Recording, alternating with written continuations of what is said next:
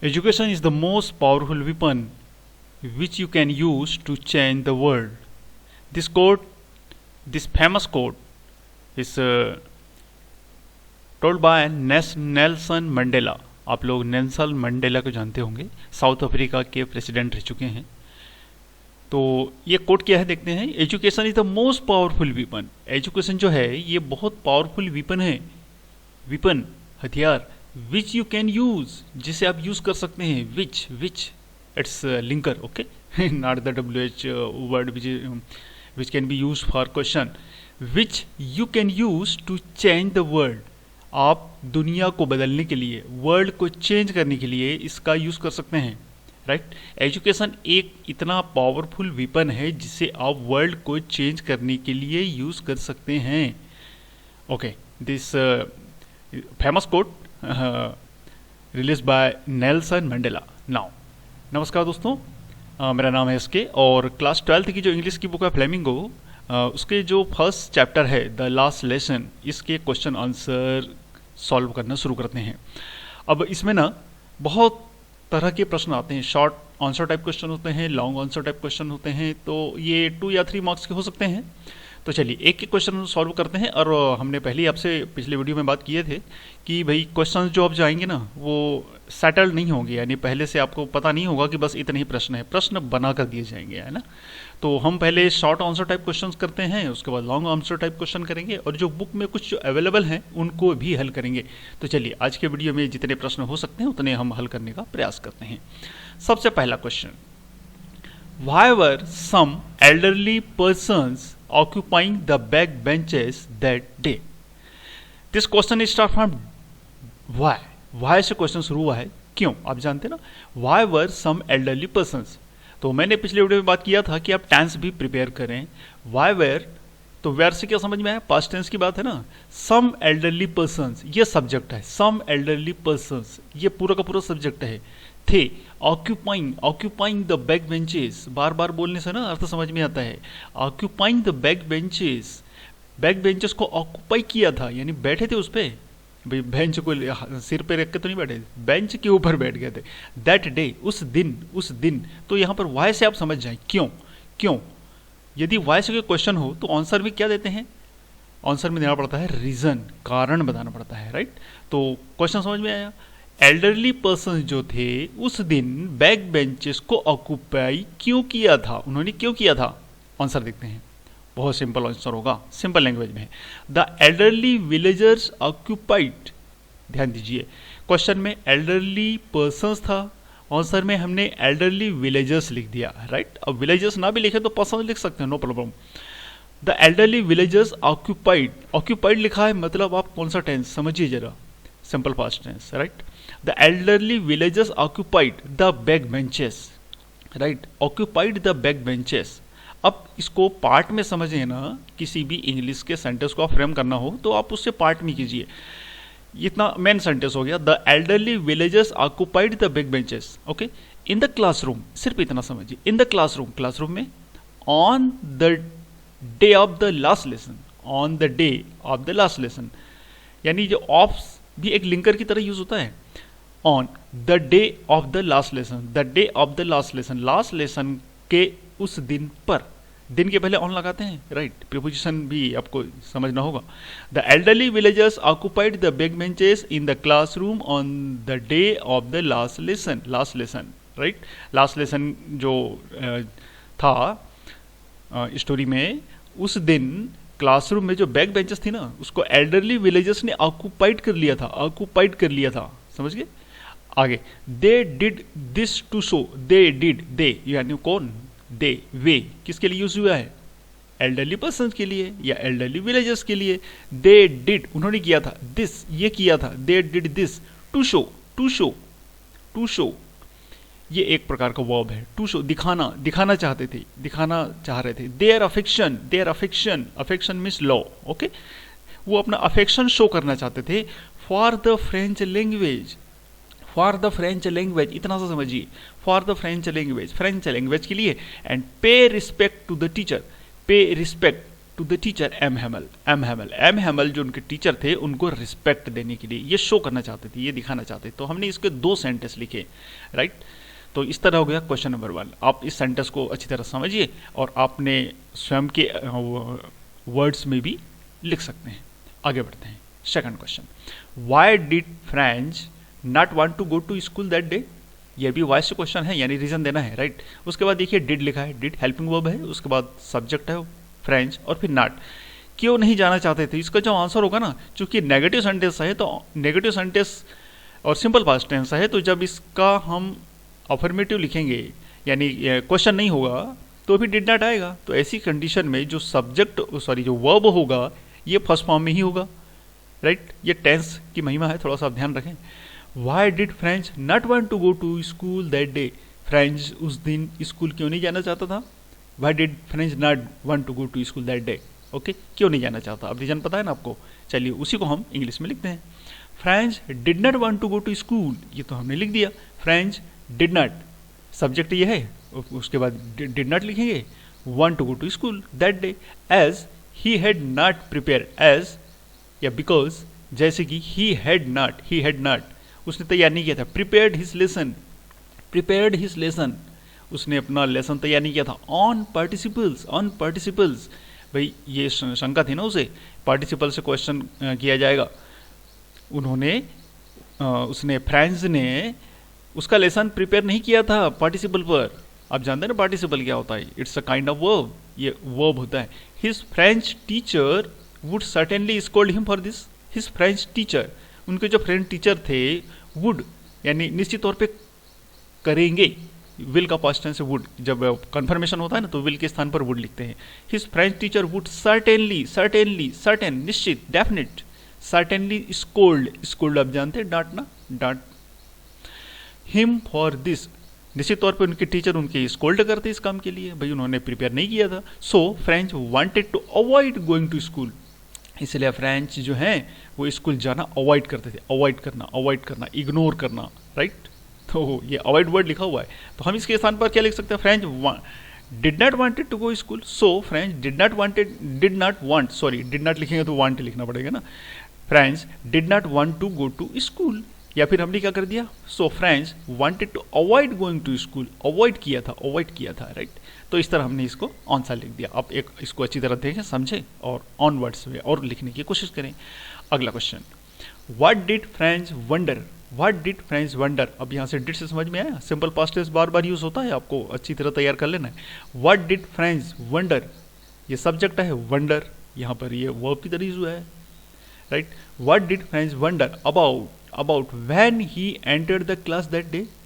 अब देखिए क्वेश्चन में यहाँ पर देखिए डब्ल्यू 2 वर्ड हैं, व्हाट और व्हेन, लेकिन यहाँ जो व्हेन लिखा हुआ है ना ये लिंकर की तरह, यहाँ पर ये क्वेश्चन की तरह यूज नहीं हुआ है, लेकिन व्हाट जरूर हुआ है। What did French wonder about when he entered the class that day, उस दिन क्लास में एंटर होने पर, जब when he entered the class that day, when he entered, when के तुरंत बाद सब्जेक्ट आया, व्हेन ही एंटर्ड, जब वह एंटर्ड हुआ था, द क्लास में एंटर हुआ था, उस दिन, जब वह उस दिन क्लास में एंटर हुआ था। व्हाट डिड फ्रेंच वंडर, किस बात के लिए वंडर था, किस बात के लिए आश्चर्यचकित था, तो वो बात हमें बतानी पड़ेगी भाई, क्यों वंडर था वो, क्यों आश्चर्यचकित था, क्यों सरप्राइज हो गया था। आंसर देखते हैं। When French entered class that day, जब, देखिए व्हेन से आंसर शुरू कर रहे हैं हम, ऐसा नहीं है कि व्हेन से हमेशा क्वेश्चन शुरू होते हैं, हमको पता है ना, पिछले वीडियो आप देख लीजिए एक बार। व्हेन फ्रेंच डायरेक्ट सब्जेक्ट आ गया, जब फ्रेंच एंटर्ड, उस दिन क्लास में एंटर किया, he was expecting a scolding from M Hamel, he was expecting, वह एक्सपेक्ट कर रहा था, past continuous tense, he was expecting a scolding from M Hamel, expect कर रहा था एम हैमल से स्कोल्ड होगा, उसे डांट पिटेगी। He spoke very kindly and asked him to seat, तो भाई क्या एक्सपेक्ट कर रहा था, डांट पिटेगी, स्कोल्ड होगा, लेकिन क्या हुआ, ही स्पोक वेरी काइंडली, जो इनके एम हैमल थे जो उनके teacher, he spoke very kindly, M Hamel ने बहुत शांति से बात किए थे। And asked him to sit, बैठने के लिए कहा था। French also wondered at the presence of senior villagers, French also wondered, भाई और आश्चर्यचकित था, पहला सरप्राइज कब हुआ, पहला वंडर कब हुआ कि बहुत कुछ डांटा नहीं और इजीली, काइंडली उसे बैठने के लिए कहा। और दूसरा वंडर क्या था? The presence of senior villagers, presence of senior villagers, senior villagers का प्रेजेंस, सीनियर विलेजर्स का प्रेजेंस की उपस्थिति। Occupying back benches of the class, occupying back benches of the class, class की बैक बेंचेस को occupy किया हुआ था। तो ये दो आश्चर्यजनक चीजें थी वहां पर, वंडर्स थी, राइट। चलिए next question, why did M Hamel write viva le France, viva le France on the backboard? Why, देखिए क्वेश्चन वाई से है, क्यों, क्यों रीजन बताना है। वाई डिड, टेंस कौन सा होगा? सिंपल पास्ट ही है भाई। Y did M Hamel right, क्यों लिखा था? विवा ले फ्रांस से लास्ट में लिखा था, ऑन द बैकबोर्ड। ध्यान रखिए बैकबोर्ड है ये, ब्लैक बोर्ड नहीं है बैकबोर्ड, बैकबोर्ड, राइट। थोड़ा सा वर्ड की तरफ क्या है, जल्दबाजी में हम बहुत सारी चीज़ें छोड़ देते हैं, तो इसको ब्लैक बोर्ड ना समझे, ये बैकबोर्ड लिखा हुआ है, राइट। हालांकि ब्लैक बोर्ड ही था, वो ब्लैक ही था, कलर ब्लैक ही था, नो प्रॉब्लम। चलिए, एम हेमल ने बैकबोर्ड पर क्यों लिखा था, क्यों लिखा था? विवा ले फ्रांस से, विवा ले फ्रांस से क्यों लिखा था? आंसर देखते हैं। M Hamel wrote, M Hamel wrote, simple past tense, verb का second form wrote. M Hamel wrote viva le France on the backboard to show his love for his country as well as for the French language. अब देखिए यहाँ पर दो चीजें हमने लिखी हैं, right. M Hamel wrote viva le France on the backboard, इतना समझ में आया। ऑन द ब्लैकबोर्ड, ब्लैकबोर्ड पर टू शो, दिखाना, his love for his country, वो दिखाना चाहते थे उसकी कंट्री से लव, एज वेल एज जैसे कि फॉर द फ्रेंच लैंग्वेज, ये दो चीज़ों के प्रति अपना लव दिखाना, अफेक्शन दिखाना चाहते थे, एक तो कंट्री के प्रति और दूसरा उनकी फ्रेंच लैंग्वेज के प्रति। तो एज वेल एज लिखा जाता है, जब दो चीज़ें एक जैसी हो ना, तो एक लिखने के बाद दूसरी एज वेल एज के रूप में लिख देते हैं। इन एडिशन, अब साथ में और एक क्या है भाई, he was displaying, in addition he was displaying his resistance to the German occupation of France, और साथ में वो डिस्प्ले कर रहे थे, रजिस्टर करने के लिए, यानी विरोध प्रकट करने के लिए, to the German occupation, German ने ऑक्यूपाई किया था ना तीन डिस्ट्रिक्ट, दो डिस्ट्रिक्ट को, German occupation of France, France पर जो जर्मन का ऑक्यूपेशन हुआ था उसमें रजिस्टर कर रहे थे। तो विवा ले फ्रांस से क्यों लिखा? विवा ले फ्रांस से यानी कि हम फ्रांस से बहुत लव करते हैं, विवा ले फ्रांस से। तो वो शो करना चाहते थे love for his country and as well as for the French language. और साथ में ये तो दो चीज़ें हो गई, साथ में रजिस्टर करना चाहते थे कि जो जर्मन ऑक्यूपेशन हुआ था उसको रजिस्टर करना चाहते, अपोज करना चाहते थे, अपोज। ओके, चलिए next question, we have all got a great deal to reproach ourselves with, said M Hamel comment. इस पर कमेंट करना है, देखिए क्वेश्चन नहीं है ये, कमेंट करना है। मैंने बोला था ना लास्ट वीडियो में, आप देख लीजिए हाउ टू सॉल्व क्वेश्चन, ये क्वेश्चन मार्क नहीं है इसमें, तो भाई इसमें कमेंट लिखना है हमको। एम हेमल ने जो कमेंट किया था, जो बात कही थी, उस पर हमें कमेंट करना है। We have all got a great deal to reproach ourselves with, reproach ours, हम अपने आप के साथ में एक बहुत बड़ा समझौता कर चुके हैं, ये बात उन्होंने कही थी, रिप्रोच कर हमारे साथ, अवर्सेल्व्स, हम स्वयं के साथ में। ओके, चलिए कमेंट कुछ लिखते हैं, आप भी कोशिश कीजिएगा। M Hamel said this as most of the people of Alsace, most of the people of Alsace, Alsace district जो जर्मनी ऑक्युपाइड कर लिया था, could neither speak not write French, right, could neither, as most of M. Hamel said this, as most of the people of Alsace could neither speak not write French, ना तो वो बोल सकते थे और ना ही वो लिख सकते थे, neither speak not write, neither speak not write. The parents of students, the parents of students, what do you mean by this? Student के parents, right? The parents of students prepared to put them to work, prepared to put them to work, वो prepare कर रहे थे काम करने के लिए, to earn money. The parents of students prefer to put them to work to earn money. And M. Hamel himself did not give much importance to learning as it demanded. उनकी जो demand थी उससे ज़्यादा वो नहीं समझ आ पा रहे थे। तो भाई एम हेमल ने जो बात कही थी कि हम अपने आप से हम समझौता हमने कर लिया है, भाई समझौता कैसे कर लिया? क्योंकि दो बातें थी ना वहाँ पर, क्योंकि एम हेमल ने जो कमेंट किया था उसका रीज़न क्या था? रीज़न ये था कि they could not use and right, could not use speak French language, they could not use French language, ना वो स्पीक कर सकते थे ना ही राइट कर सकते थे। और साथ में क्या था जो कमेंट किया था उसके पीछे रीजन क्या था? वो ये था कि स्टूडेंट्स को जो पेरेंट्स थे वो उन्हें मनी अर्न करने के लिए कहते थे, और ना ही वो स्वयं के लिए भी कह रहे थे कि उन्होंने स्वयं भी कभी सीखने के लिए डिमांड नहीं की थी, राइट। तो इस तरह ये हमने थोड़ा सा कमेंट इसका लिखा। आगे बढ़ते हैं, question number 6, how did M Hamel display his love for the French language? How did, अब हाउ कैसे है ना, अब तरीका बताना है हमें। How did M Hamel display his love, how did M Hamel display his love, M Hamel ने डिस्प्ले कैसे किया था love for the French language, for the French language, for the French language, ऐसे पीसेस में समझना है। French language के लिए एम हैमल ने कैसा लव डिस्प्ले किया था, कैसे किया था, कैसे किया था, how. Okay answer, M Hamel showed, M Hamel showed, देखिए यहाँ पर डिस्प्ले लिखा है, यहाँ पर हमने शोड लिख दिया, हम डिस्प्लेड भी लिख सकते हैं। M Hamel displayed showed his love for the French language by, अभी इसके आगे लिखा by telling the students that the French language was the most beautiful language in the world, by telling the students, यानी students को बता रहे थे, that the, बता रहे थे कि, दैट इससे जुड़ा गया है ना, that the French language was the most beautiful language in the world, most beautiful language in the world, ये फ्रेंच लैंग्वेज दुनिया की बेहतरीन भाषा है। The clearest and the most logical, जो क्लियर था और बिल्कुल लॉजिकल था, बिल्कुल सही था। तो उन्होंने जो फ्रेंच लैंग्वेज के प्रति अपना लव बताया था, वो कैसे बताया था, वो इस तरह बताया था कि वो स्टूडेंट्स को बता रहे थे, स्टूडेंट को बता रहे थे कि French language was the most beautiful language in the world and the clearest and the most logical, उनका कमेंट था। ओके सो इसका आंसर हो गया। Next question, what was the bulletin board news that caused a change in the school? What was the bulletin board? What was the bulletin board? क्या bulletin board था? Bulletin board news, bulletin board news एक साथ पढ़ना होगा। Bulletin board news that, bulletin board क्या पर, bulletin board news क्या थी जो, दैट, सो दैट से जुड़ा है ना, that caused a change in the school, that caused a change in the school, school में, इन द स्कूल, स्कूल में जो चेंज हुआ था। बुलेटिन बोर्ड न्यूज़ क्या थी जिससे स्कूल में चेंज हुआ था, सीधा सा क्वेश्चन राइट। बुलेटिन बोर्ड में न्यूज़ क्या थी जिससे कि, दैट कॉज, ये कारण था, स्कूल के चेंज का कारण था। ओके नाइस, आंसर देखते हैं।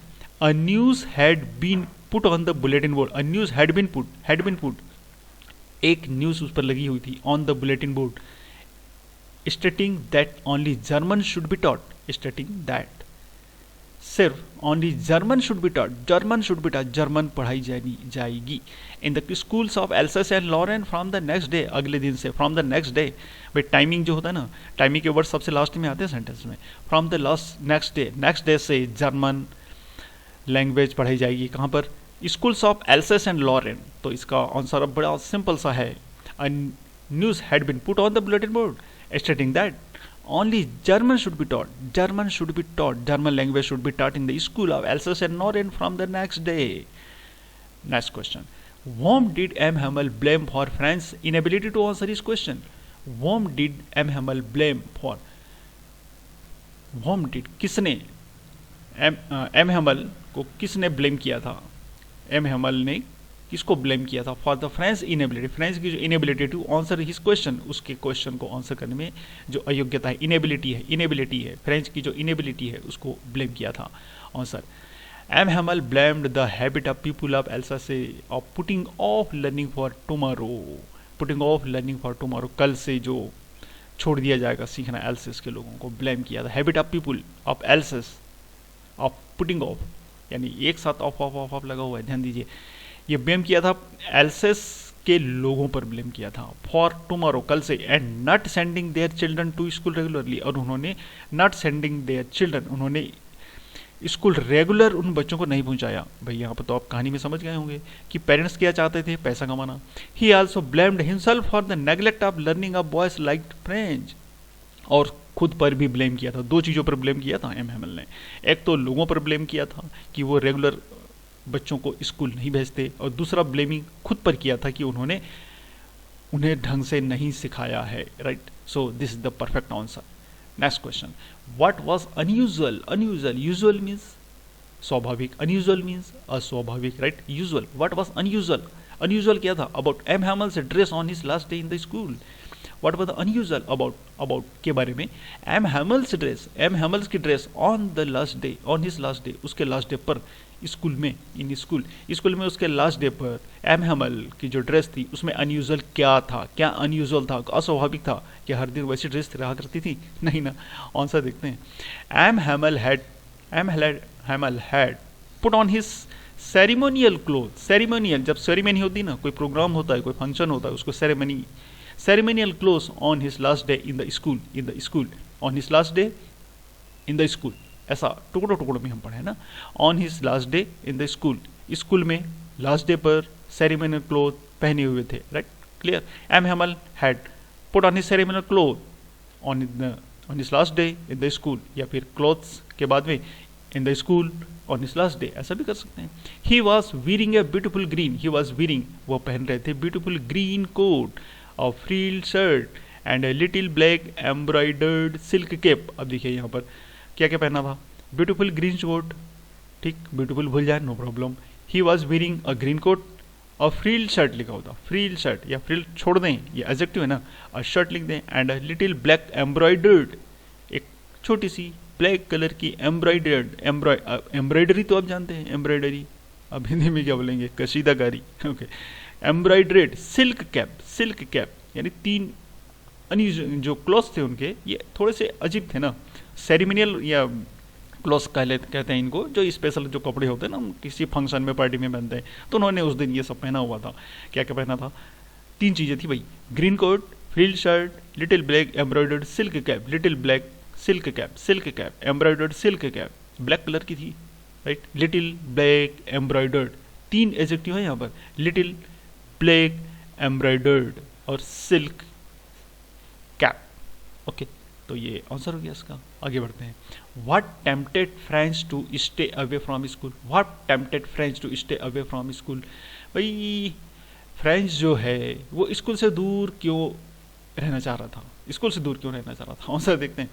Friends feared a scolding at school as he had not prepared his lesson on participle, भाई इसीलिए तो लेट हो रहा था ना, वो डर रहा था चलना नहीं जाता। Franz feared a scolding, fear यानी डर होता है ना, feared scolding at school but his teacher M Mister M Hamel, है ना, एम हेमल से स्कोल्ड करेंगे, as he had not prepared, he had not prepared, he did not prepared, he did not prepare नहीं किया था his lesson on participle, beside साथ में, the warm bright weather, और साथ में और क्या था भाई, फ्रेंच स्कूल क्यों नहीं जाना चाह रहा था, पहला रीजन क्या था, he had did not prepare his lesson on participle, and other things क्या थी, द वार्म ब्राइट वेदर, गर्म था, ब्राइट वेदर था, okay, the chirping of birds, पक्षी चहचा रहे थे, chirping of birds, and the sight of the marching Prussian soldiers also tempted, उन्हें रोक रहे थे, marching Prussian soldiers also tempted him to stay away from school, to stay away from school, to stay away from school, school से दूर रखने के लिए क्या क्या रीजन था, what are the reasons that French tempted to stay away from school. There are first reason is they did not prepare his lesson on participle. Second reason is warm bright weather, भाई मौसम सुहाना होगा तो कौन जाना चाहेगा school, है ना।